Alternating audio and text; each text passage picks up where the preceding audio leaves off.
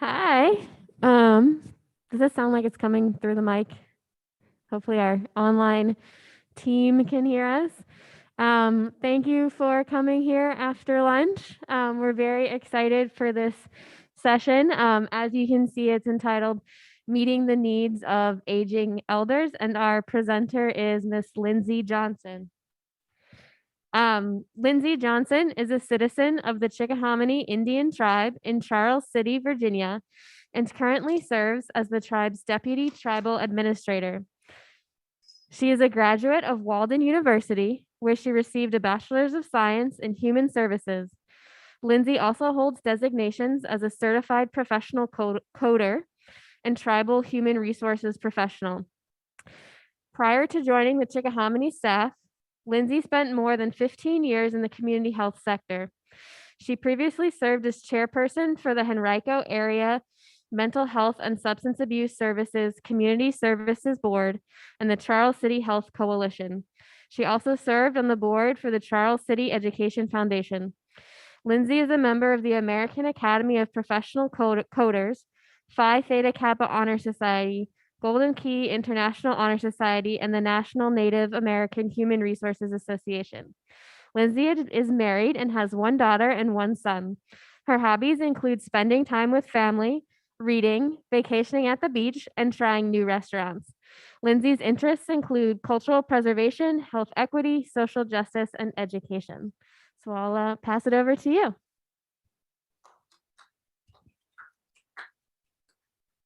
Good afternoon, everyone. I want to take a moment and thank Emma and USET for the invitation. We're honored, or I'm honored to be here. The tribe joined USET a couple of years ago, and it was just a phenomenal decision. We've worked with USET on several different projects, and they have been absolutely amazing. So Emma and USET staff, thank you for having me. Next slide, please. That's okay. Wengapo from the Chickahominy tribe. And for those of you that don't know, Wengapo is the Algonquin word for hello. The picture that you see here is our tribal center, which is located in Charles City County. That is where we have most of our gatherings, and is also the grounds where our powwow is held. This year will actually be our 70th powwow coming up in September. Unfortunately, due to COVID, we missed the last 2 years. So we're expecting this year to be a phenomenal event. Next slide, please. So here's an agenda of the items that we're going to discuss today. I'll tell you a little bit about the Chickahominy tribe, the history of our Elders Day, grant opportunities, how we implement and sustain our services.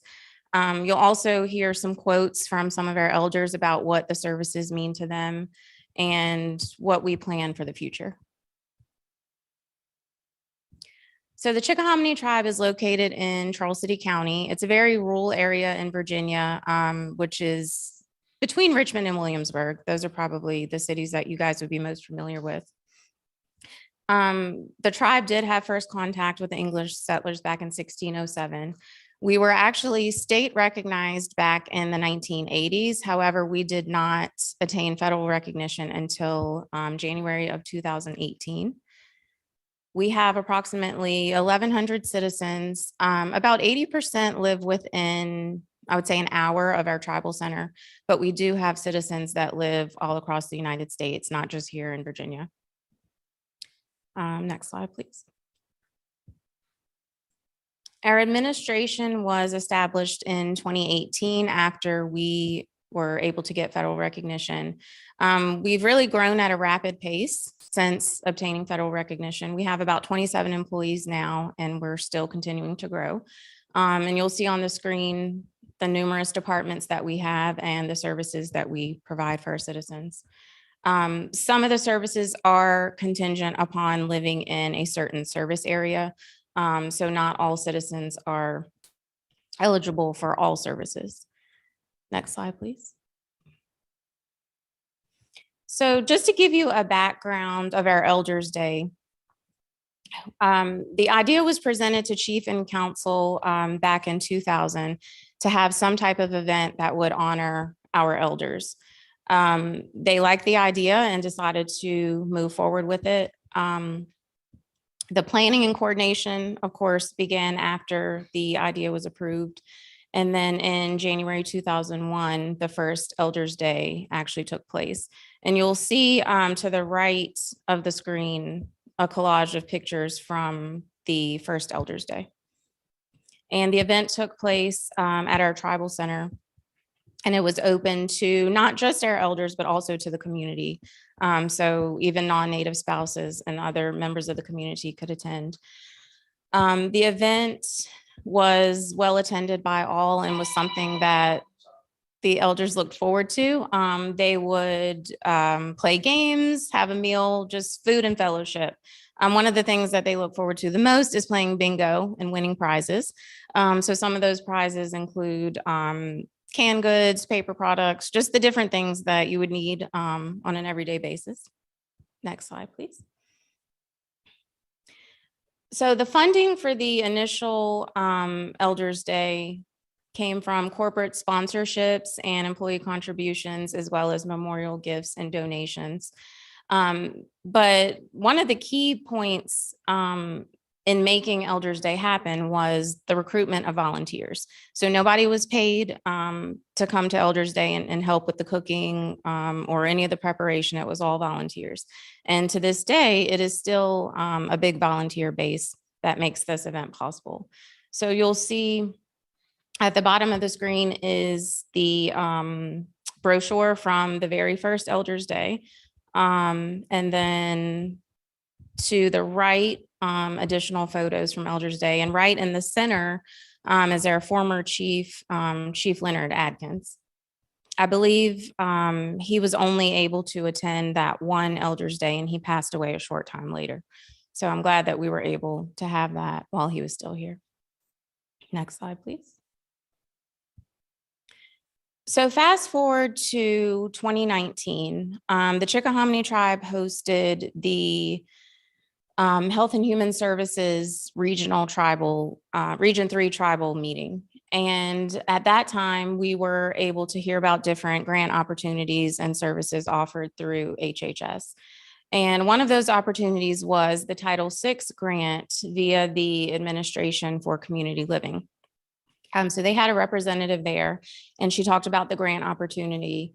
And we decided that it was something that we were interested in and sounded similar to what we were doing with Elders Day. So we scheduled a visit for the program staff to come back and meet with us one-on-one. So they actually came back, I believe it was October of 2019, and they attended an Elders Day event.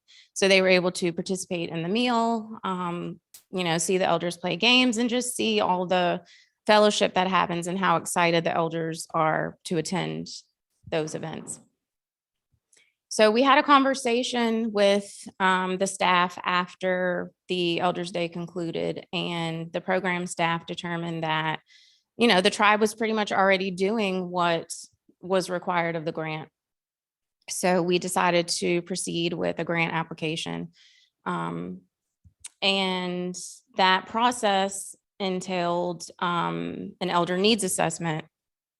So we came up with several questions on a variety of different things to ask our elders, such as, what needs do they currently have? What services are they in need of? What services would they be interested in if they were offered? There's also an option with that elder needs assessment to have I can't remember if it's the University of South Dakota or North Dakota, but those students can also help with the elder needs assessment. But we decided to just go ahead and do our own. We were kind of on a short time frame, so we just went ahead and did our own elder needs assessment. So we also needed to collect data such as age eligibility, service area, population. And for purposes of elder services, we as a tribe define elder as someone who is 60 and older. We did have to define a certain service area, which I think consists of 4 or 5 counties. We also had to get a tribal resolution from tribal council, and then of course the actual application. It really was not a difficult process. It was pretty easy and straightforward. And I will say that the ACL staff were extremely helpful. We could call them up, ask any questions. They were great to work with and are still great to work with as we implement our program.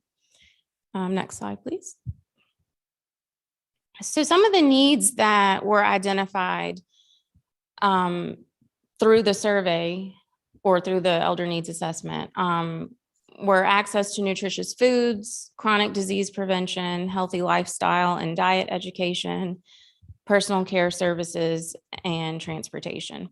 And I distinctly remember one of the questions on the survey asked,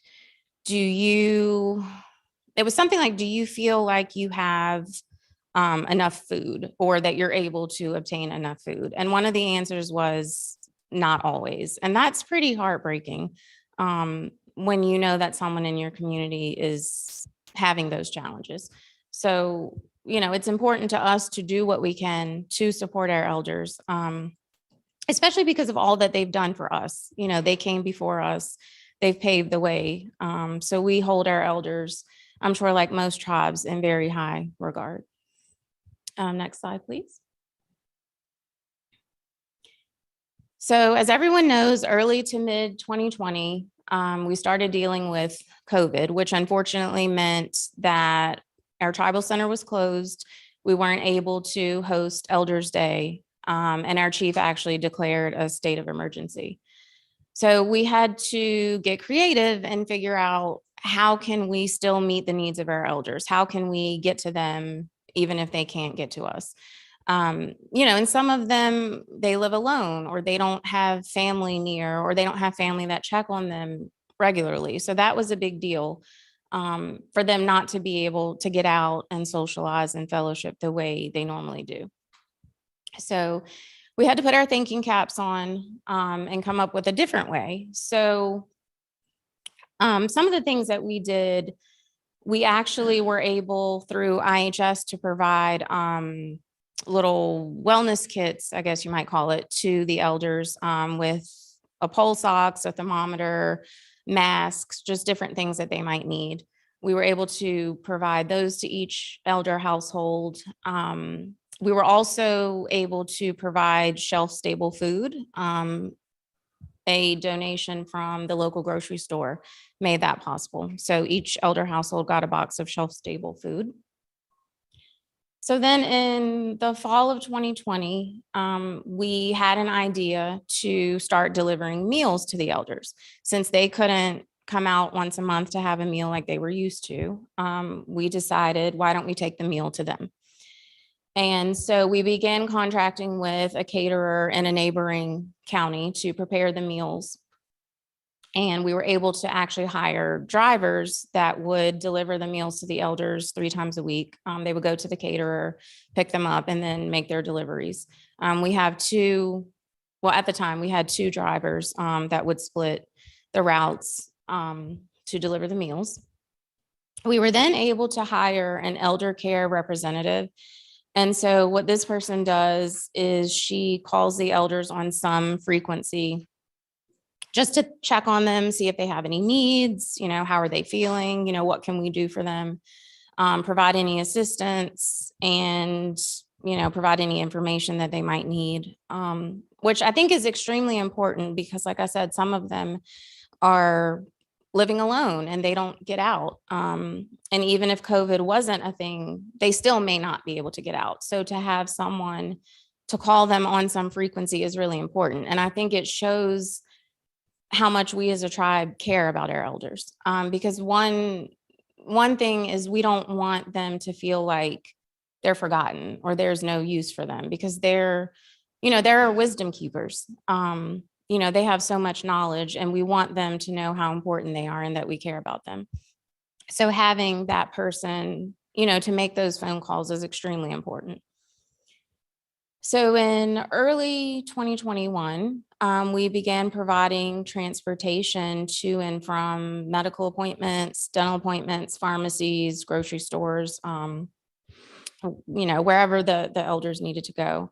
We were also able to hire a registered nurse to provide health services.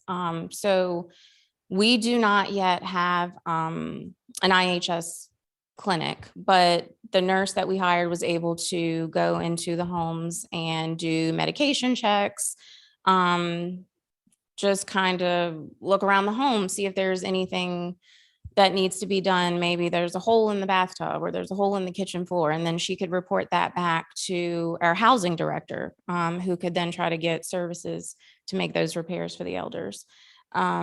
And of course, patient education, showing elders how to use their glucometers or their home blood pressure cuffs. So having that nurse on staff was a lifesaver. Yes.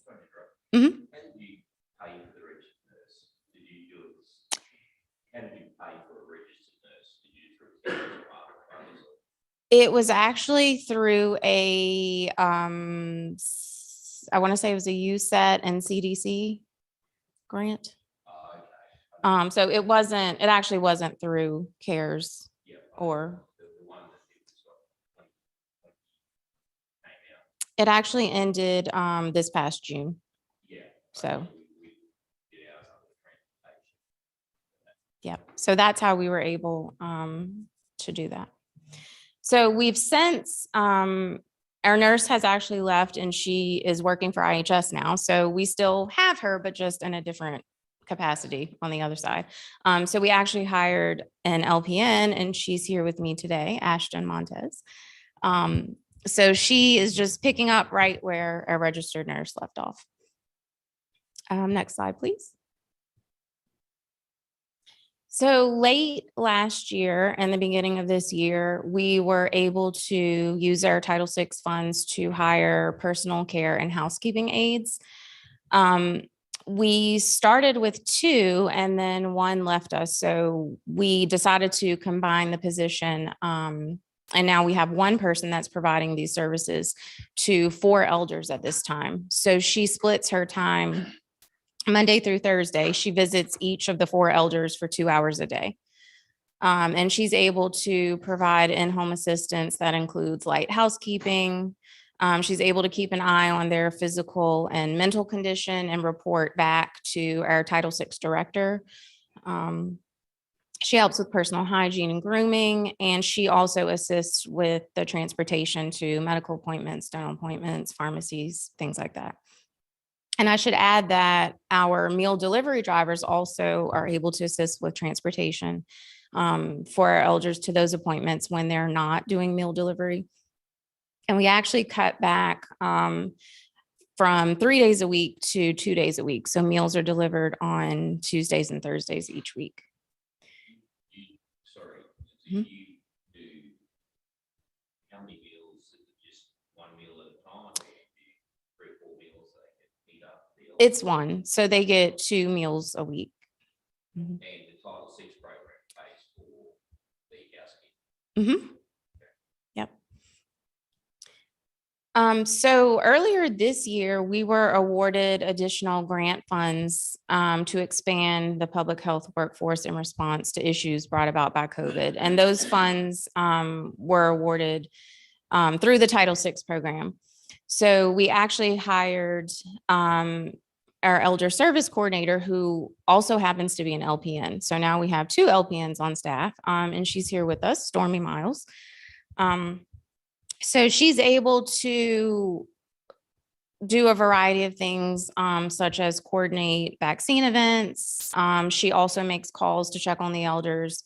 She does transportation. And there is overlap between her and the elder care rep, and of course, Ashton, our other LPN. But I don't see that as a bad thing at all because, we have a lot of elders, and I think it's important for them to hear from the different staff members, not just the one person. So it's good for them to have multiple people that are checking on them, and they know that they're cared about by more than one person. Next slide, please. So in order to implement and sustain our services, these are just some of the things that need to be in place. And really that's with any program or any tribe, not just us. The community partnerships and collaborations are key. So that's something that we're definitely working on to expand. Like I said, we live in a very rural area. So things are not nearby. We don't even have a grocery store. We have a couple of mom and pop stores. The nearest grocery store is in the neighboring county, maybe 15 minutes away. And while that might not seem like a big deal, it actually is when you may not have transportation to get there.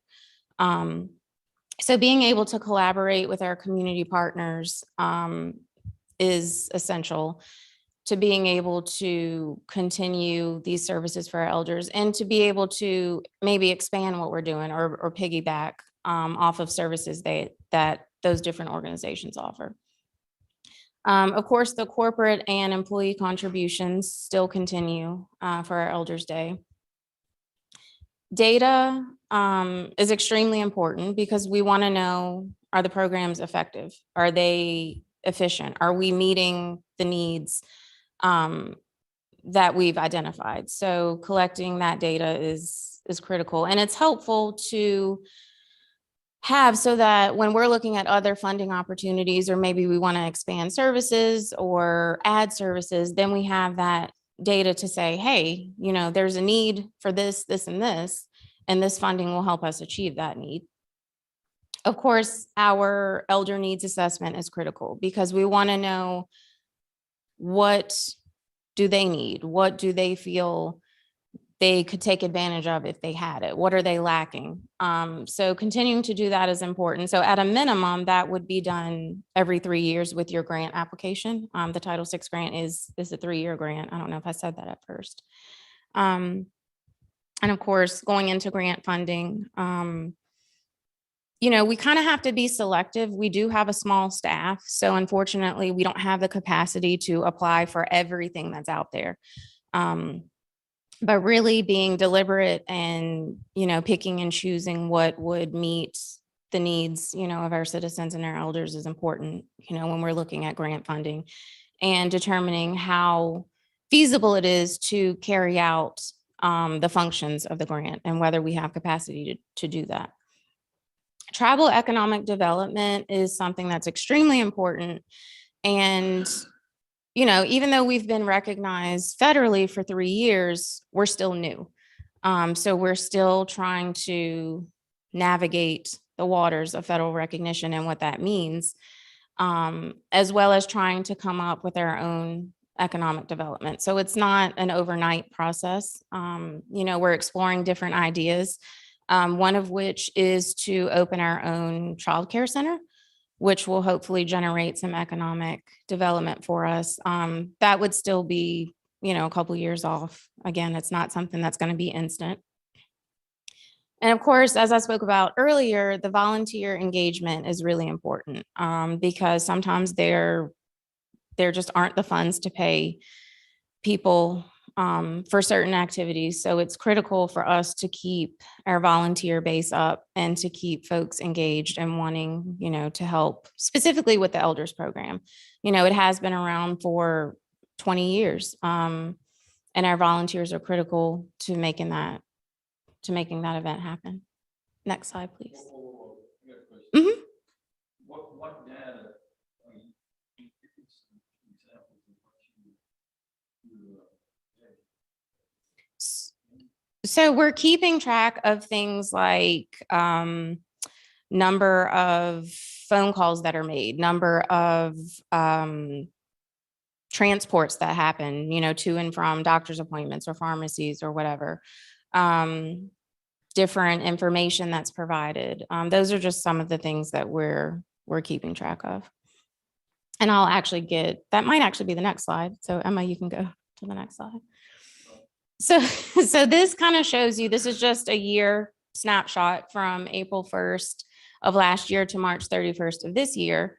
So we served 155 elders, over 10,000 meals.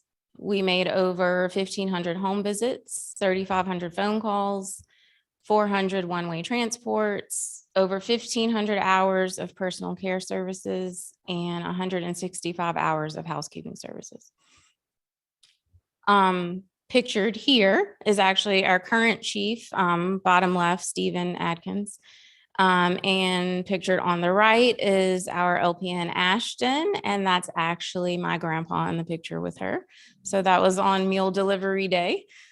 So he was all too happy to pose for that picture with Ashton.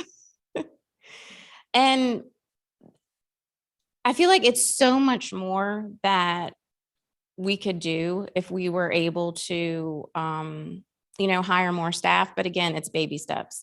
And there are plenty of other elders that are in need. Like I mentioned, we have the personal care aide. She's assisting 4 elders. And as that need decreases for the 4 that she is assisting, then she'll be assigned to another elder that has needs as well. Next slide, please.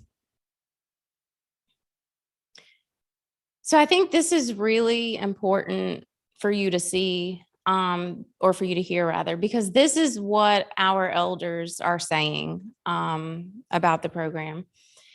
So one elder says, the service of home health care through the tribe has been an outstanding experience that is much needed due to my father's condition. To have someone come in and get him up in the mornings, dressed, bathed, shaved, administer medications, and feed him has alleviated a lot of stress and strain on my family.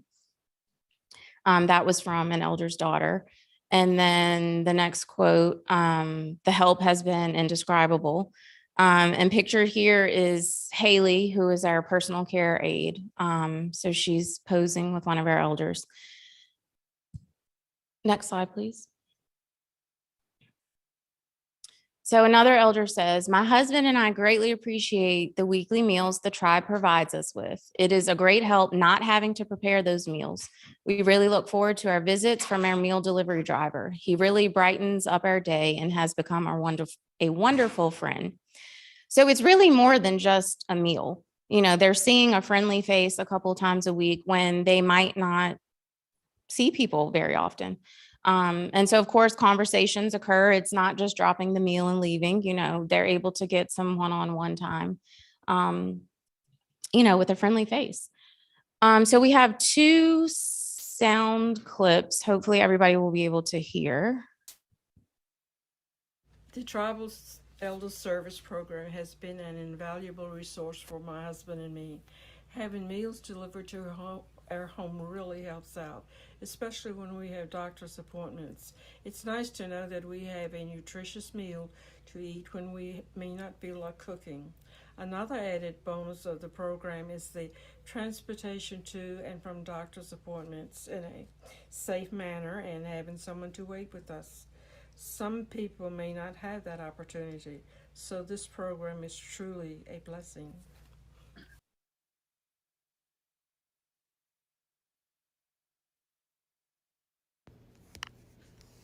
During an in-home visit conducted at the request of an elder's daughter, I found the citizen sitting tripod at his kitchen table, short of breath and wheezing. The pulse ox revealed his oxygen saturation, 52. I looked at the daughter and asked her to dial 911 now. Citizen did not want to seek a higher level of care. He wanted to stay home. I explained in a stern voice, if you stay here, tomorrow morning is not going to look good for your family. He decided to go with EMS to a local hospital and receive care in an ICU. I talked to him months later out in the community, and he was so thankful and grateful for my help. He said, I appreciate you. You are my angel. And my doctor told me that the angel who came to check on you is the reason you're still here. So I have a great appreciation for the elder program, because what you just heard, that was our former registered nurse, Mia. What you just heard was her talking about my dad. So had she not gone to check on him, I firmly believe he would have gone to sleep and died. He actually was in ICU with pneumonia, but he's stubborn and didn't think anything was wrong. He at first refused to let her come check him out. And then finally he's like, okay, she can come. So had we not had a tribal nurse, the outcome would not have been good. Next slide, please. The Tribal Elder Service Program has been an invaluable resource. And that was my grandma, just so you know. During an in-home So here are photos of our staff. This is Martha. She's actually our Title VI director and our enrollment officer. Bobby is our elder care representative. And then the photo in front of the van, we have Powhatan, Jeff, and Glenn. We also have a couple of additional drivers. We do have some substitutes. So not pictured, we have Wilbur and Karen. And then the bottom right, we have Stormy on the left, Mia in the middle, who is our former registered nurse, and then Ashton on the right. Next slide, please. So other services that we're able to offer to our citizens and our elders that are unrelated to the Title VI program. We do have the housing, rehab, and weatherization. We have down payment assistance, emergency rental and utility assistance, and well and septic services. So since the beginning of 2022, our housing department has assisted approximately 29 elders with those various services. So again, that is a very important service for us to have. And our health staff, again, as they're making home visits, they can kind of do a general safety check and look around the citizen's home and report back any needs that our housing department may be able to meet. Next slide. So as we look to the future, we will soon be preparing to submit our next Title VI grant, which is due in October of this year. And I did put the website up there if anyone is interested in more information about the grant. We also hope in the future to have an assisted living or adult day facility for our elders. One of the things that we struggle with in our community and maybe other tribal communities too is many of our citizens attempt to take care of, their aging parents in their home, but sometimes that's not possible due to, Alzheimer's or dementia or just a condition that can't be managed, within the citizen's home. So some of our citizens unfortunately have to be placed into assisted living facilities that are not near us. And that's really hard on the citizen and it's hard on the families because you're taking them out of their community and putting them, into this random place where they don't know anybody and aren't familiar. I believe we have one citizen who is about 2 hours away from our community. So that is most definitely a hardship, on their family to be able to get there and see her on any frequency because 2 hours away is pretty far. So we hope that we will be able to, again, have our elder facility and, as I mentioned earlier, to have our childcare facility. And we're hoping that we'll be able to join our elders and our children together in some common areas like maybe lunch or crafts or storytelling. I think our elders have so much to teach our children, but our children can also teach our elders. So having that intergenerational connection is so important. Next slide. So that is my contact information. I also have business cards on the table up here. Feel free to contact me if you have any questions about the grant process or any of the programs that we have at the Chickahominy Tribe. Next slide. So Kina, which means thank you in our Algonquin language. If you have any questions, I'll be happy to answer, but I appreciate all of you in person and online that joined us today.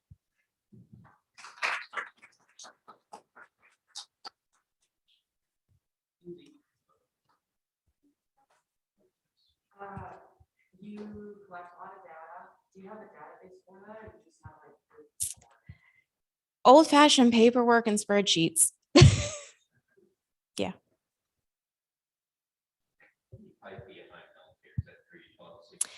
So It's not actually home health. It's the housekeeping aid and the personal care aid, but that's through Title VI. I think the citizen's daughter just referred to it as home health, but it's not true home health in that sense.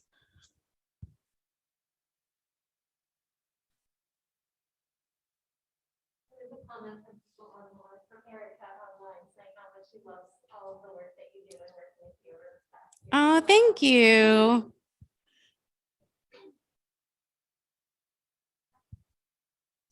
Thank you so much. As a token of our appreciation at USET, Lindsay, we have just a little gift bag for you. So thank you so much. One other note before we end for the day, everyone should have gotten one of these evaluation packets earlier in the day. If you could take a minute just to fill out an evaluation for any of the sessions you attended. And I can take that from you, or if you want to drop it, there's a box on the registration table and you will have another packet for tomorrow. I think just the other note is that tomorrow we'll start again at 8:30. There should be breakfast again starting around 7:30. If anyone didn't get it today, it was really good, so I would recommend. But otherwise, yeah, thank you so much for coming and for being here today.